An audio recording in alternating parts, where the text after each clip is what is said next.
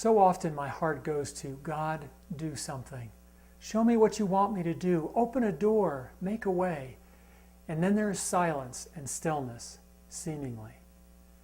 Holding on to the truth that God does guide and counsel, provide and create, I wonder if I miss his answers and interventions. After all, God says, I will instruct you and teach you in the way you should go. And Jesus said, ask, and it will be given to you. Seek, and you will find. Knock, and the door will be open to you. I think God often brings us answers in the form of ideas and opportunities, and then he says, I heard you. Here you go.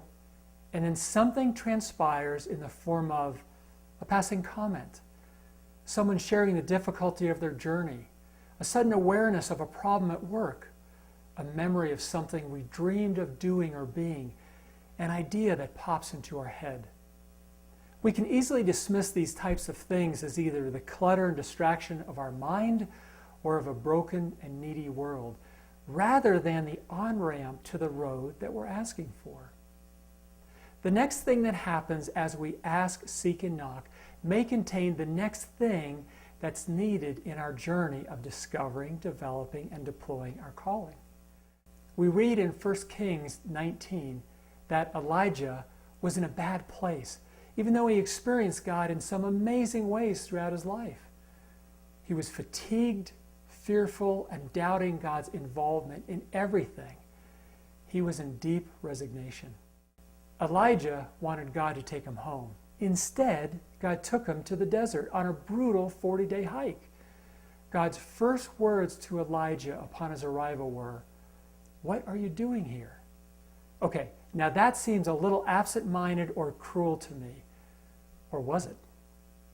Answering God's question, Elijah explained his deep disappointment and confusion over the way things had turned out. In response, God said, "Stand here and watch for me." What? Didn't God hear what Elijah just asked him? He wanted an explanation, some help, or at least some sympathy. God showed him some amazing effects, rock-shattering wind, an earthquake, and fire. And after this large-screen 3D surround sound show, God whispers to him. It was in God's whispered words that caused Elijah to cover his face before God in humility and respect. He asks Elijah one more time, "What are you doing here?" "What? Not again. This doesn't make sense." Or does it? Elijah gives the same response as before, with God answering him, saying, "Go back the way you came." And then he gave him the next steps. What? Couldn't God have simply told Elijah his next steps without a 40-day times 2 excursion? Evidently not. Everything Elijah experienced was an answer to the cry of his heart. God's message to Elijah was basically, watch for me in all things, big or small, obvious or obscure, loud or quiet.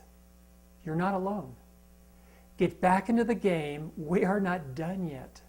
It's never too late. I'll sustain you. I told you that this journey is too much for you, but you made it. Okay, that's cool. What seemed so ridiculous and irrelevant was needed and powerful and loving and beautiful. So, as your heart cries out, "God, do something. Show me what you want me to do. Open a door. Make a way." Watch for him. He may whisper to you through a scripture, a thought, a conversation, an observation, a situation, or a reaction of your heart. Stay alert and oriented. Follow God's leading. It may be the on-ramp for the next road that you've been looking for.